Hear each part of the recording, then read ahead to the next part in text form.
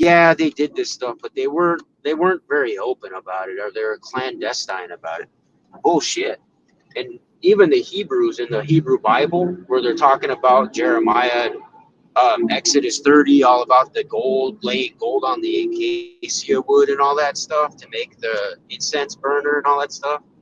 Dude, they're using pure gold. Like, you're not gonna, pure gold had a lot of value back then too, and not everybody had it. So they're obviously investing time, money, resources into this stuff. So to say that it's not, um, there, or it's hidden, there's different meanings and all. I just don't buy that. I don't buy it at all. Because if there were different meanings to it, then why didn't?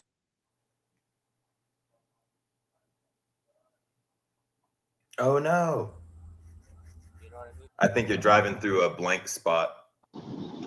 Like a Okay, now I can hear it again. Can you hear I me? can hear you now. All right, yeah. People that say that the drugs or whatever were just one avenue and they're doing other things, well, then show it. Because we can clearly show that the plants, the psychopharmacology, were definitely center stage. And other people can't show their other techniques are center stage until you get to like later works like Wiccan stuff and all that new agey stuff. Then they start busting out the Ouija boards and all that other weirdo stuff that I don't really care for, to be honest. I don't care if people do it. I just don't think that it has anything to do with what they were doing back then. Well, I think the beautiful thing here is that in numerous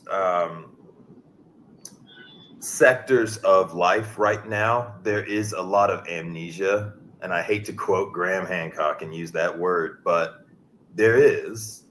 And the only way that people are going to accept it is if it's in a way to where they can still believe in what they believe. But all the post-biblical narratives that keep you from, if there's anything about the post-biblical narratives or the, anything that's been an influence in the understanding of somebody's religion when they're Christian, sorry, if they can still be Christian and accept the anthropological roots of, I would only imagine that if you really thought about it, and there's nothing wrong, go to your churches still and stuff. I'm sure it's fun. You eat and stuff, like you want to get out the house. I get it, especially out here in the country. I can see why people, back in the day wanted to go do anything. And that's the dawning of it. That's the dawning of the gathering, synagogue, whatever. So, I think it's fascinating, man, and especially for a guy who was an atheist. I was so obsessed with it for so many years. But I wanted to find, you shared a picture earlier, and what I'll do is I'll actually send it to my email real quick while we're waiting on some of our guys to show up. I went ahead and started recording anyway because I can edit, unlike lives. So if we have 20 minutes of just nothing going on and you need to go or whatever, I can chop all that out and make it a little bit easier to watch, But sometimes people kind of like it when we just go, so who knows? Let me get this StreamYard link, copy, I'll throw it in the WhatsApp. And also, okay, so we got Marcel, got Chase, and the Mandrake photos. See, I'm not used to different apps, so I'm like, how do I download this? I'm like hovering over it. Come back. Here we go. We'll come back over here. All right, and then you had here. Yeah, and people. Go ahead.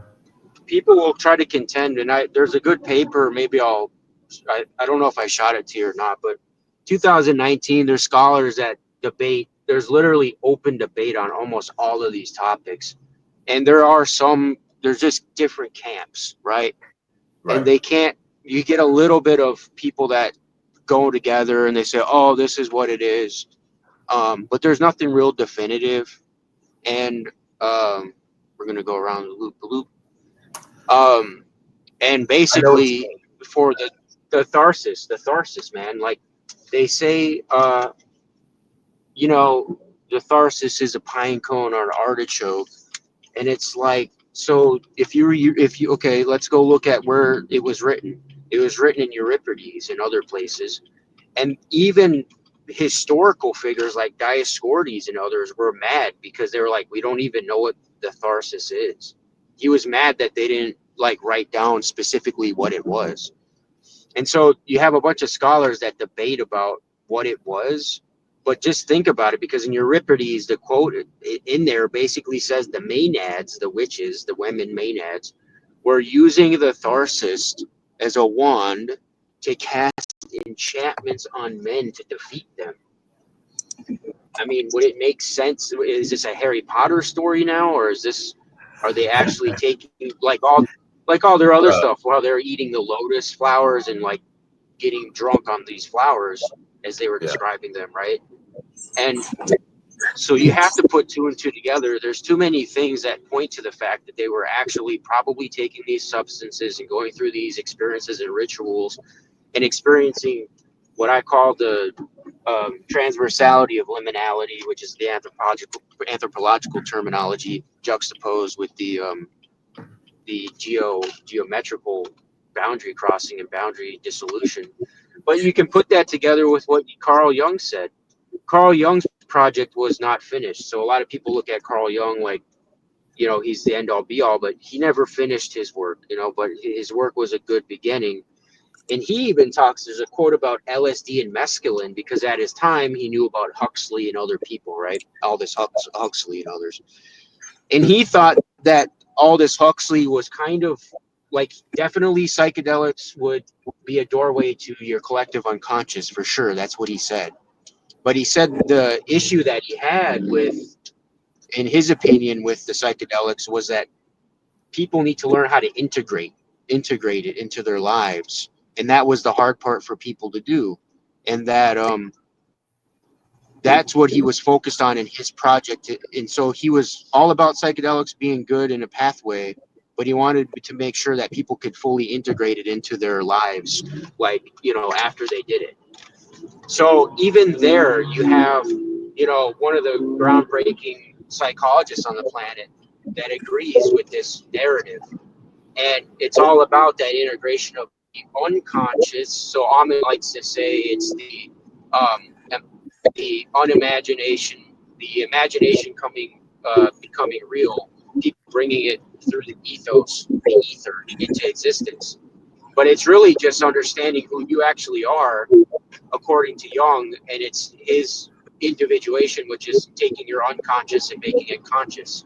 It's not to defeat yourself or defeat your persona or to dissolve it completely, but it's to integrate it into who you actually are as a person. And that we have these kind of four aspects of being human as it is. And we're not supposed to really shy away from those things, but just build them and integrate them into our daily lives. And he thinks like addiction and all these things are just people that are suppressed, so they can't really act out how they feel, and so they become addicted. And that, to me, witch doctor, is the truth for all addiction, not just alcohol, but and other things, but for like addiction to the Jesus narrative. You have right now in society that people go through these waves of being addicted to things, and the Christian addiction is true right now. I mean, we all see it, right? We see people that were never Christians that are all of a sudden wearing Christian crosses and shirts with crosses and hats with crosses, and you know, wanting to debate people, you know, that were just a year ago were atheists. And that movement was kind of found, I believe, in the whole Trump movement. I think you had a lot of MAGNA people that converted people to Christianity in the last election cycle. Um, but you see that addiction. And the only way to really break that addiction is to really discover who you truly are through these activities. And so they are, you know, Yes. these purification rituals that the Gnostic Christians did as well. And they talked about the light being the source. And like in Hans Jonas' book that he wrote about the Gnostic Christianity, he said that they themselves didn't want to really have babies. And so you saw that in kind of Amen stuff last night, that they didn't want to trap that light into the material body. And so they told, like, they would do sexual acts that didn't involve penis vagina sex. It just involved anal or oral, Right. because they didn't want to get pregnant. So when Amen was talking about last night, the baby, John the Baptist, having that excitement in the womb already, that he was saying is because of the substances that they were taking, and that John the Baptist was getting those substances already before he was born. Which So which is you have, very extremely common all over the world. I just will add, just having lived in Central America, and with I've talked 100 times about my mom's anthropology degree or whatever in the hell, and I wanted to show something real quick in Amon's book. Since you mentioned John the Baptist, he's got a picture here, and I want people to really think about this, because it's really not as far-fetched as you would think, but there could be room for the overemphasizing the ladyboy aspect of everything a little bit too much at times when maybe it's not, and at times when it is, but people can't, they really have a tough time with the idea that people would have chopped their nuts off to go to heaven, and the whole pre-existing cultural influence around those different ceremonies that involved that, and the different eunuchs roles. We did an episode on eunuchs back when I had the PowerPoint projects up, which these recorded episodes are going to be replacing that, since we're going to go through the book now, and that'll pretty much cover everything in those PowerPoints, but this will be a long form because we're looking at the book, right? One thing that I noticed was my spell check has been changing Dr. Schultz's last name to Schultz with a Z. It's all through the book. So this was one of the things I was going to go through today. Chase isn't here right now, but me and Chase, it's okay. I know he's working right now, but me and Chase, we have conversations back and forth on our own about this anyway. So he's been contributing to the book for as long as y'all have, really. I met Marcel. For those of y'all that are just now tuning into the show, I met Marcel first out of all the co-authors for the book WitchDoctor Christianity, which is just the current title of a book that I've written, which is half biography, just to give the story sort of a direction, start to finish, or start to present, if you will, with a research project. And it's just a independent study. This isn't for a university. However, it's 145,000 words. And Marcel reached out to me a long time ago when I first started the YouTube channel that we have here, to try to further the research beyond just my Google searches and YouTube searches, you know what I mean? So, and if it's your first time here, my mother is an anthropology major. My dad's a military officer. We lived in Panama growing up. And I've heard, for example, this chapter is a perfect way to kind of introduce how my life led me in this direction. But my co-authors are going to have chapters talking about how they came into this, and how we all met up from their perspectives as well, all in this book when it is released. Now, we're not going to spill all the beans, but there's nothing here that y'all can't find. And arguably, it's books you already own, like Plants of the Gods. I know somebody out there's ordered it, whether it was before or after they heard it on this show, back when we had other episodes going and we had 200 videos up. I took all but 10 down and we started over, because we had reached conclusions that had sort of corrected the azimuth, if you will, and like map reading. If you're off and you're walking a little bit off, you want to correct that, and then you'll get to that morning star for sure at the end of the day. One of the books I was just referencing that Tiger Shark was just talking about John the Baptist, is a book by Amon Hillman.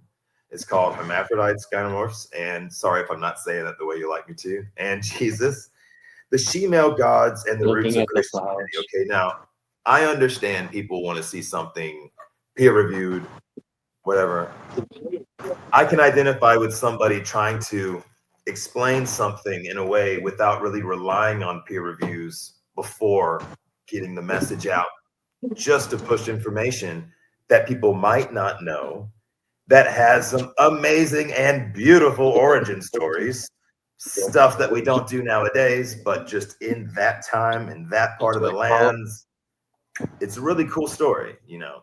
It's interesting to try to talk to a modern day Christian from the perspective of somebody who's trying to figure out what was going on those first 300 years or so, when it was really getting drafted and, who knows, hijacked even to a degree by different people who do this clergy priestly class, as Ken Wheeler says. This priestly class, once again, here we have some more Pharisees and the freaking consecrated bread. Now you can't have it. Come on, dude. And you know what I mean? And the Romanization of the, you know, not only text but the culture and every little thing in the pie chart of everything that we are, and even including the metaphysical sliver of pie in that pie chart. I did post an article the other day talking about dualism. Now, let me not try to pretend like I'm smarter than I am, okay? I had 3 years of college, changed my major 3 times. But there was an aspect to the Greek language that was also applicable to artwork. And we see this in things like poems and write different texts, sporting events. You know, I do bodybuilding. There's an element of artwork to it. There's an element of grit to it. There's an element of maybe even masculinity or something. You know, there's a bunch of different elements that go into everything, the way that it makes you feel. Now, in the bodybuilding world, just as an analogy, people come out to the wrong song, Deer in the Headlights, and it's terrible. Nobody claps. Somebody comes out with the right song. They look freaking perfect. Man, that place will come alive, electric. It's magical. It's really awesome. And sometimes it's the 65-year-old dudes, or it's the freaking the Nianiscos showing up. You know, the young soldier version that we referred to, throwing the logs and sweating, you know, just hanging out with some of the guys, you know, L'Oreal commercial style hair things with water falling. You know what I'm saying? Just kidding.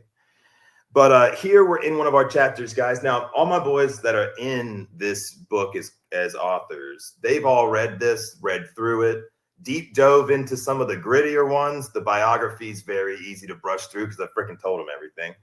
So they've already gone through the book once. And one of the things that we're going to need to be doing is we're going to be finishing up citations for the photos, because without the photos, this book is not going to be nearly as entertaining as it should be. The book Plants of the Gods, which this picture is also featured in, if it weren't for the pictures, it really just wouldn't be the same.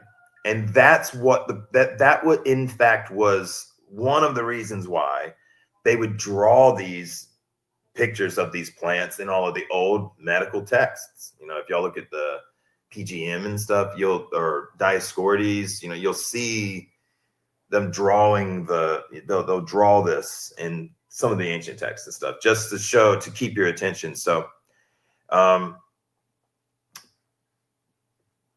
has anyone seen, let me see, Chase? I guarantee you he's just working, but I don't want to ignore him. Oh, there he is. We gonna go through the first chapter with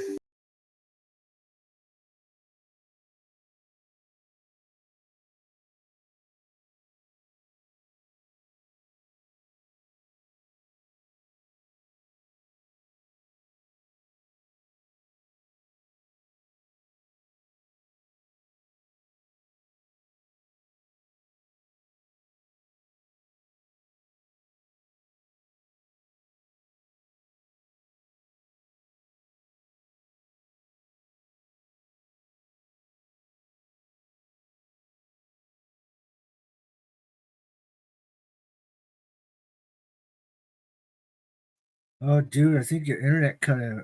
I don't know if you could hear me, but Yeah, I think he cut out. Can you yeah, hear me? yeah, I can hear you. Yeah. He'll be back now in a second.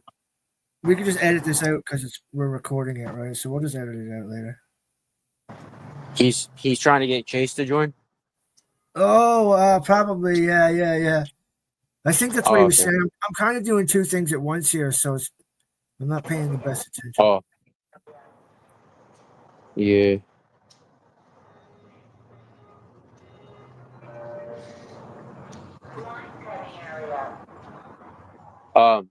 Hey, I'm Yeah, cranking up my laptop right now. My battery died. Sorry. Thank you for hanging with me there. I will edit out that crap. Maybe not. Who knows? But no, I was at work yesterday, so my battery, I was just living on a prayer here. But anyway, what we'll be doing is we'll be going through the chapter a little bit. I'm not going to make it very long. It's going to be short and sweet. That way it's not, that big of a thing, and it's easier to watch, and we'll see how they do for sure. Sorry, using my phone right now.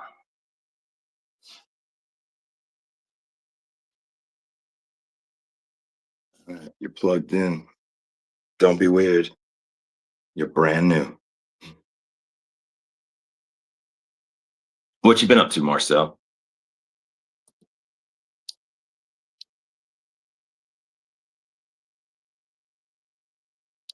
Give me 1 second. I'm writing an email here.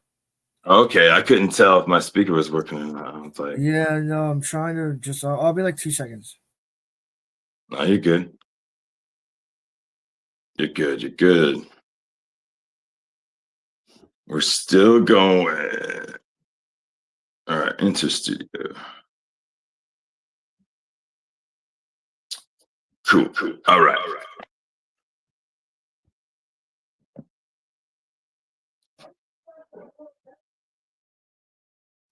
Yeah, okay, we should be good. I think you just had some echo though. Good now? No. My phone's still talking. Hold on. That's what y'all keep hearing. Okay. How about now? Yeah, that's bad. That's crazy that it was picking that up. Weird. Yeah, that's why I was like. But it was echoing it in a way that it sounded like it was coming from, like it was. It didn't sound like it was coming from your phone. That was weird. It was still listening to the other screen. Oh, from the computer. Yeah. So it was like, you had two screens open. Yeah. Okay, so let's go ahead and dive into it. This is the first chapter where my co-authors are intervening, and they're not the chapters that they've written hand alone, which we will go through those whenever we get to them in the book. Then we'll suddenly get to this chapter, and it'll be one that Tiger Shark wrote. And we'll get to this chapter, it'll be one that Chase has written. And but the majority of it at the moment is mine. But the ones about my biography and stuff, that's not important. It's the ones about the content. We might have to do a mini biography for each of us or something. That's what I wanted. That's what you were saying. By the end of it, I know right now we're editing it and we're getting the citations. Yeah. But I was like, I want a forward from everybody. And then within there, more stories from your life that can build some more, kind of give the reader a little bit more of your, who you are and personality. Cool. Yeah, it'll help me. Never mind. I don't need to say this right now anyway. Right. Yeah. Well, that's the cool thing is that this is going to be a slow release here. So people that are watching this, plus you can just edit it out. I mean, it doesn't. Yeah. And we're not going to take very long. So let's do it. Now, I was curious what you guys thought about this particular. Let me go to Window, WitchDoctor Christianity, share. All right. So this is actually the second chapter of the book. And the first chapter is about me when I'm 7 years old. And I've been to church before and that kind of stuff. But this is when your consciousness is developing. And I just give some personal stories about going to church with a friend. I'll save the reading for y'all because you'll laugh for sure when you read this. It's just kind of, this book's got tons of satire and comedy interstitched into it because you gotta have a light heart about this if you're gonna accept some of the stuff that Tiger Shark and Marcel have brought to the show, and Chase as well. So Dr. Richard Evans Schultes, he's a notable figure in the field of anthropology. It's primarily known for his work in the intersections of religion, culture, and society, right? So that's kind of what we do here as well at Witch Doctor, if you will. Get to the screen so I can scroll. All right, so let's see. His research on religious social structures and individual behavior. Schultes has contributed to various studies and publications that explore the complexities of cultural practices and their implications for understanding human societies. So Dr. Richard Evans Schultes, my mom, in the 90s, managed to get on the phone with him for a conversation, and they talked for, I don't even know how long, but I was so proud of my mom for doing that because I knew what that would feel like. I had an idea, like meeting a hero of yours in a fun sense of the word. It'd be like any of us talking to some of the people that we've studied, right? You know, and I've had a few of those moments. Yeah. I've talked to a bunch of people. I've held in high respect. I've met a bunch of what I would call heroes throughout my life, and usually people say not to meet your heroes, but I've found with at least mine, I've enjoyed meeting the ones I've met. Now none of them are like globally known name or anything. So you get what I'm saying? Like none of them are superstars or anything. Well, I mean, I've met some NBA players and shit, but you know, I guess they gotta be nice for the publicity and stuff. So, well, your heroes always turn out to be something different. But when you get older, you understand the world a little bit better, and not all of them are horrible. But the bodybuilding world, definitely, some of the people you call your heroes, you learn a lot about them. But so. Humans are fascinating in the sense that they have some of the highest levels of sapience. I don't know if I should say they or we, or, you know, since that we have some of that. What do y'all think? I sound like I'm an alien talking about a species on another planet. Yeah, no, what was the question? Humans are fascinating in the sense, I'm reading the book, all right? So, humans are fascinating in the sense that they have some of the highest levels of sapience. Yeah. It says humans are fascinating in the sense that they have. Should it say we? Humans are fascinating in the sense that they have. No, it should be they. They? Okay. All right. Yeah. Sapience denotes wisdom or the ability to think, reason, reflect, often considering a defining characteristic of humans. I talk about this like levels of sentience. My chickens and goats, a little bit different. You could start it off by saying we as humans are fascinating in the sense that we have. You could say we as humans. No, I like it. I want to put y'all's stuff through some of the other chapters because it's 145,000 words of me. That we have 50,000. That's the way I would word it anyway. All right, that we have. Change the they to we as well. We as humans are fascinating in the sense that we have, we have, yeah. A little more personable. Okay, I like it. Humans have developed a metaphysical nature characterized by our capacity to ponder concepts that extend beyond the physical realm. All right, this is the age-old question, right? Archaeology studies past human societies through their material remains, such as artifacts, structures, and landscapes. Archaeologists excavate sites to uncover evidence of previous cultures and reconstruct their ways of life. This subfield helps to understand the development of human civilizations, technological advancements, and changes in societal organization over time. Later, as a child, I was privileged to work on the site Fort Dorchester, as well as other shark teeth excavations in South Carolina, which sparked a fascination with my parents' passion even more. Colonial Dorchester State Historical Site for Dorchester is the best preserved tabby fortification in the country. And we got to work on it. Very, very low. And so here we have in the Blackman's household, we have this picture in at least one book and one National Geographic, 100%. And this is actually source National Geographic.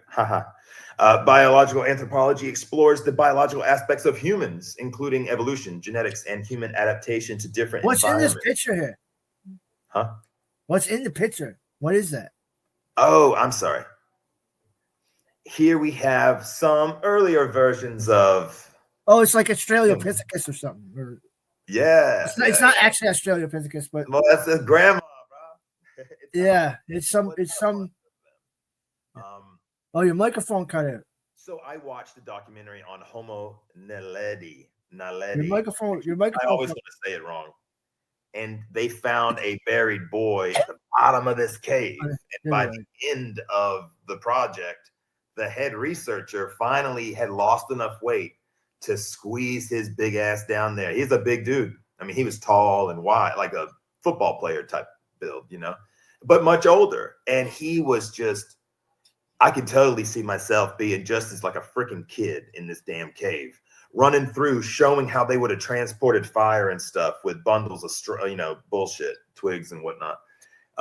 This was a really cool project. Now, my mom being an anthropology major, this is all I saw my childhood, right? We didn't go to church, but it's not like we didn't know what the heck it was. There's definitely plenty of religious books in my shelves. One of them right here. And I have some of my mom's books. She's got some of mine now. And then some of them that I've gotten, other friends are reading them because they're on their journey right now. But anyway, biological anthropology explores the biological aspects of humans, including evolution, genetics, and human adaptation to different environments. This subfield examines physical characteristics of humans, their primate relatives, and how evolutionary processes. Let's see here. Have shaped human biology behavior. Is everything looking and sounding okay? Yes. Yeah. Sorry, I'm looking at the actual Word document. Sorry. Topics may include human variation, health, and relationships between biology and culture. They have discovered so much cool crap underneath the ground, and there's a bazillion rabbit holes that you can go in that direction. That'll definitely, if you're bored, you can fill a week up with ancient human remains. That's for girls. YouTube videos. All right, so this is where my boy Steve from Cross Bible comes to mind. Linguistic anthropology. There we go. Studies the role of language in social life. I always want to say societal. I'm so dyslexic. In social life. I should read this a lot. Language shapes communication, identity, and cultural practices. This subfield investigates the ways language influences. Oh, there you go. Okay. The ways language influences. It reflects social structures. Social structures. Yeah. Wait. What? The way investigates the ways. The way language influence. Yeah. Okay. Yeah, This is why we're doing this, and this is why I wanted to show any viewers. If you've been wanting to write a book, this is like the third one I've written. I didn't publish any other ones. Yeah. Just do it. I haven't. It's crazy because I can't bring myself to write anything. I haven't wrote anything in so long, but like I'm able to go through yours and like I know I could write shit. I'm just so fucking lazy, man. You gotta have this hair up your ass. Yeah. It's like writing music. I'm just lazy, man. A little different. Although now that I'm back medicating again, like I finally have the patience to be able to focus and write. I just haven't had any weed really in the last 5 years, and I've been smoking since I was 15. So it's weird. It's like I just couldn't use my brain anymore, man. But now that I have weed again, I can find. It's like I can start. It's like I can function. Oh, yeah. Your body, your cannabinoid receptors probably, when you have it, probably cut on all kinds of epigenetic switches. Yeah. Your body. Mind you, I am better.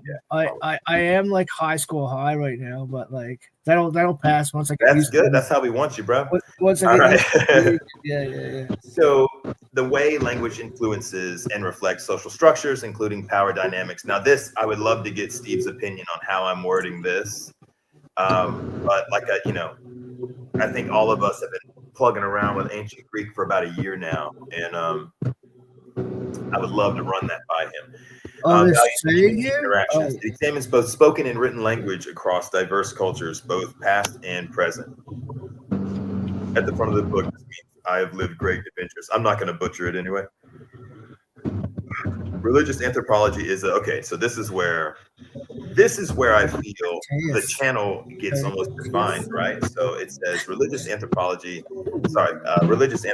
subfield of anthropology that examines the beliefs, practices, and social structures associated with religion across different cultures. It seeks to understand how religion shapes human behavior, social identity, and cultural norms. Religious anthropologists study a variety of religious expressions from organized religions like Christianity, Islam, Buddhism, to indigenous spiritual practices.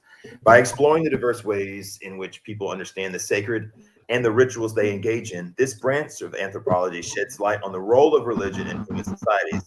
That is what this channel is, 100%. From Tiger Shark to Marcel to Chase, whether it's Native American, South American, Central, whatever, Middle Eastern, African, we've done it all on the show already. Whether the episode's still up or not, it just depends on if it was in one of the lives or not, as we rehash all of them through this book reading. Yeah, I forget half the conversations we've even had. Oh my God. It's been a lot. But anyway, moving on. Let's get through this so that y'all can get on with your life.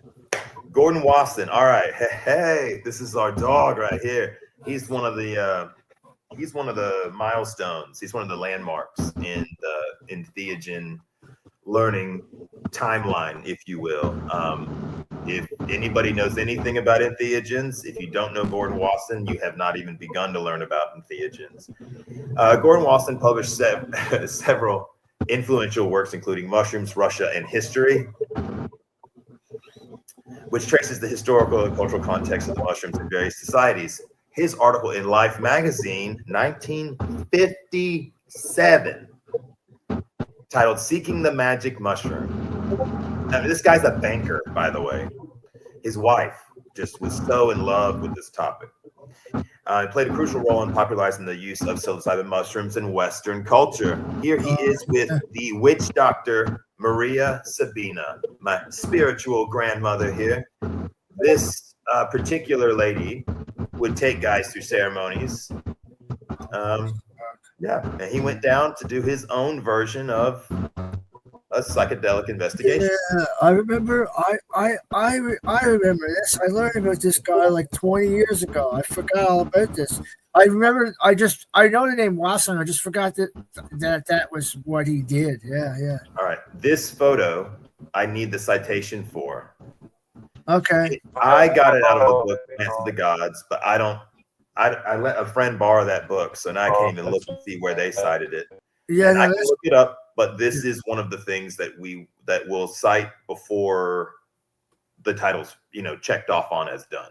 Yeah. That's an example of me showing people just how far the book is. It's like, no, the whole thing's mapped out. We got that done, and we have a database in Discord of all of this stuff as a backup for just like, oh, well, just go get the article, so we can input everything we need. We've already cited once, if not at the end of the chapter, which I do have some citations. I just want to sit there. I want to make sure they're accurate, because everybody and their mama with a damn degree is gonna, let's go see what it says, and it's, it could even be there, and there's still going to be some pushback, right? So we want to make sure it's as good as possible when it comes to that. Luckily, we have master's degrees, and all this, academia involved, and you could say by extension, PhD material, and lots of peer reviews and stuff. So Wasson's work had been lasting impact on both study of psychoactive substances and the broader field of anthropology. All right, let's go. A central focus of religious anthropology is the analysis of rituals and symbols within religious practices. Rituals often serve as a means of communication with the divine, marking significant life events such as birth, marriage, and death. Anthropologists examine how these rituals are performed, the meanings that they hold for their practitioners, and their impact on community cohesion and individual identity. Symbols, too, play a crucial role in religious expression, representing complex ideas and beliefs. Through ethnographic studies, religious anthropologists uncover the layers and meanings embedded in the rituals and symbols, revealing how they reinforce cultural values and societal norms. Humans have developed a metaphysical nature, characterized by our capacity to ponder concepts that extend beyond the physical realm. This includes exploring the fundamental nature of reality, existence. Oh, this is the end. Okay. And the relationships between mind and matter, as well as grappling with questions about being, causality, and the universe itself. All right. And then we have some citations here. Yeah. Okay. Yeah. I need to correct this autocorrect is killing me, bro. All right. The cultural dimension of religions. I think this is APA. I might be missing something too. Yeah, I haven't. I don't remember any of that shit. I haven't done any of that in 20 or 30 years. Like, I can't remember. Yeah, and there's so many styles. I mean, in my book, my redneck ass, I don't think You can't. really, That's what I like about AI, man. That's as long as it's there, it's like, okay, get off my ass. You know, you're gonna sue me. I gave you the credit. That's what I like about AI. I could just write what I want into it, and it just organizes it properly for me. When did we lose you? Oh my God, I wasn't looking at the screen. No, you lost me because I'm driving with my kid around. But couple things on here. The Wasson stuff. Yeah. You remember he was, so first and foremost, people like Joe Rogan and all these other people that do interviews with, Dennis McKenna and all that stuff. They always bring up Wasson as the first that is. Where did he go to do it? Where did he go to discover it? Right. You'll learn more by listening to and watching a ritual of a grandma in Oaxaca, Mexico, do it rather than watch Wasson do it and try to explain what's going on. Why? Because they've been doing it. Yeah. It's been through their culture, handed down culturally. And Mexicans from Mexico City have been going there for hundreds of years to do this. Right. I did not mention Oaxaca. I didn't mention who she is in this picture in this chapter. So I think I need to expand. Well, you don't have to. I'm not nitpicking the book.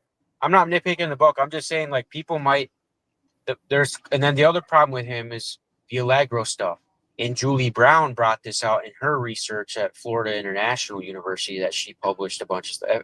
FAU or FIU, I forget which one. But basically, there was letters that she found from Wasson that nobody wrote about. At the end, in his last book, he basically admits that, yes, that imagery that Allegro uses to say that Jesus is a mushroom was indeed a mushroom, because he was saying for a long time it was not a mushroom. He was saying it was just a tree. So he backtracked, and even the Russian guy, because there was another Russian guy he was in cahoots with, that said in another letter, well, it might be a mushroom, because for a long time he said it was not. So they took war against Allegro, but before he died, he said yes, it is, and he equated it to be an Amanita muscaria. I don't think that that's the case, and the stuff that I was looking at, and we talk about it sometimes on the WhatsApp here and there, but I think that there's this thing called allosteric modulation that a lot of people don't even know what that is. They don't talk about it. That's a cool word. Well, allosteric is actually Greek etymology. You can look it up, but it's basically how the chemical makeup of the actual individual species of psilocybin containing mushrooms influence the journey and the outcome of the trip. There's a lot of people of anecdotal evidence that I read almost on a nightly basis before I fall asleep. It's the one thing I do before I fall asleep is I read the trip reports on shroomery in places like Blue Light. And there's people that really don't like certain species. The guy that created, I think his last name is Gutierrez or something of that nature. I could look it up. But the guy that created the strain ape, albino penis envy, he doesn't eat cubensis. He doesn't even eat them. Why? He doesn't like them. it gives him a high that he doesn't like. He gives him a trip that people don't. So there's a lot of people that don't even like cubensis, and they're going and they're flocking towards different species of mushroom. I think that. Oh yeah, yeah, I yeah. like them too. I've had bad trips. Did but, you say? Did you say that's the ratio of like psilocybin to psilocin and stuff, and how that not just those two. There's actually well, like all of them, like the entourage effect of all of them is the allosteric, whatever you call it. What you call it again? Allosteric or modulation. Modulation. Yeah. Okay. Yeah. They're still studying it. There's still some stuff now that people are starting to think that is the case. But there's like 6 or 7 different alkaloids in there with psilocin and psilocybin. So they're studying a few of the others, and they think those are the ones that play a key contributor in the actual overall effects. Some people are reporting on some mushrooms that it's more uplifting, it's more positive, like the natalensis type that I have, versus like cubensis, where people are like, man, I've had nothing but crazy, animalistic, demonic type of thing. And I've had those. Honestly, the cubes have showed me that, and I hated those trips. So I felt very animalistic, like I felt like a jaguar that I wanted to eat a person or I wanted to eat another animal. I didn't like that feeling. I had to go my friend lay down. like that one time, man. He thought he was a lion and he jumped off a rock and tackled me. And we landed in a big pile of glass and he got all fucked up. He cut himself in the glass after he tackled me. It was like karma, but he got all fucked up. Where that plays in is the artwork, Marcel. So when we're looking at the artwork of these rituals and they have a lion that has a goat head with a snake tail. Yeah. Oh, yeah. You start to see why and how the drugs start. So when Amon's like, well, they mixed this and they mixed that and they did the theriac and the theriac had 60 different compounds. I think, honestly, in my opinion, I think some of these groups probably had a better bead on what we're talking about, the allosteric differences between the mushroom. Some of them didn't, and some of them probably just started mixing a bunch of shit together. The theriac thing is... Oh, yeah. I see what you're saying, yeah. The theriac, though, if you look up the Mongolians were using a very similar thing, not with the same exact plants, but some were the same. And one of them was... I'm sure Panacea type things like that existed everywhere. Maybe not, but it did. That's the point. But it's also in the artwork, because you have a lot of people that go, well, I don't have any evidence for this. And then I'm like, yeah, but you do, because there's a lot of artwork throughout cultures that show, like the guy that was on Danny Jones recently that goes, oh, the DMTLs. We see it everywhere, bro. The Mound City in the North Americas between 500 BCE, 500. So we're talking about the time of a lot of these ancient Greek writers, same time period. They have a mushroom copper city with copper elves and copper figurines, bro. With copper fucking psilocybin mushrooms. Yeah. You're not gonna... Where did they find this? Where did you say?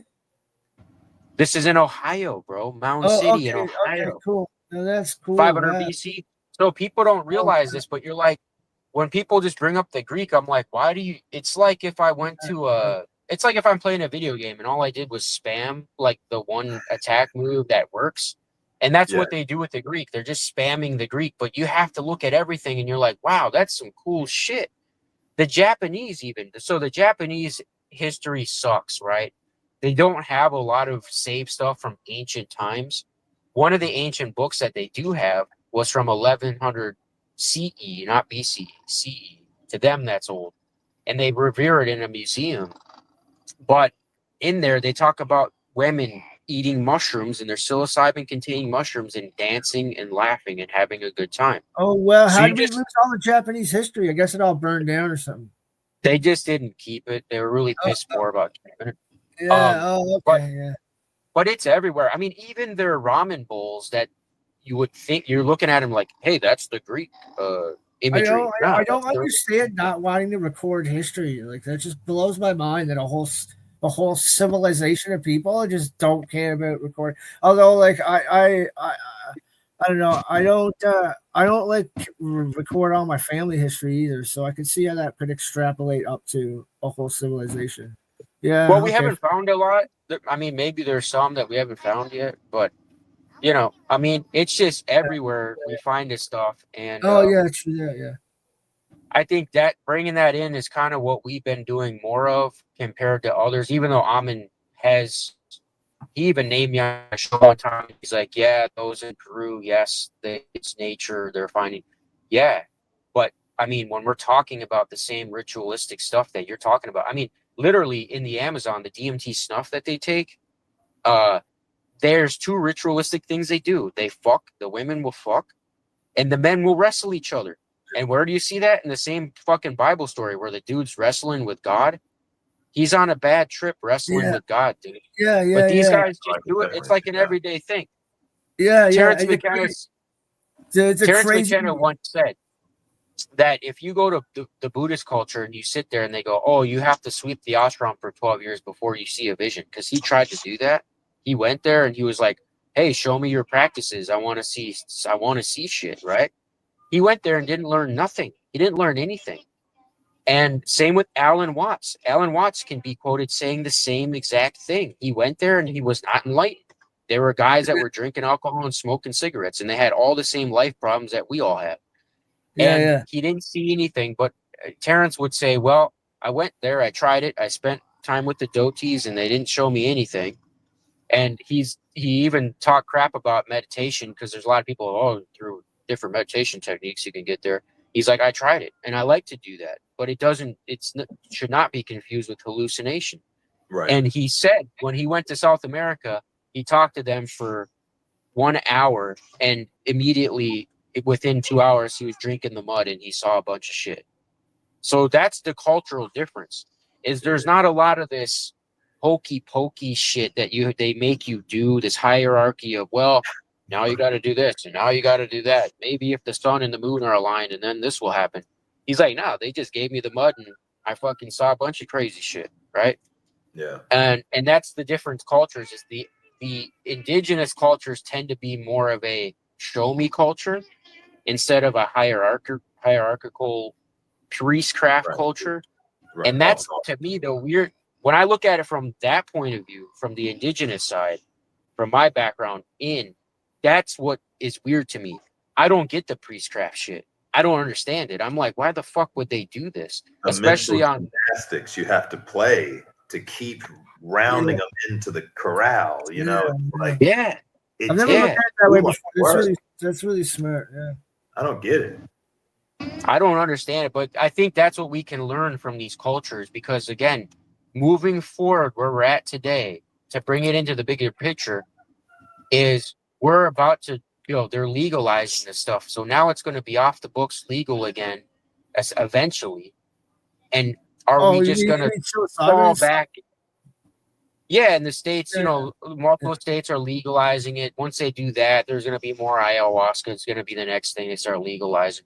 So with that, there's going to be like a path. Are people going to go back to this culty shit again of trying to form hierarchy? I mean, probably, right? You're going to have some people try to do that. But we need to learn from history and say, well, let's not do that because the last 2,000 years was that. And we don't want to just waste fucking human. Don't ruin it.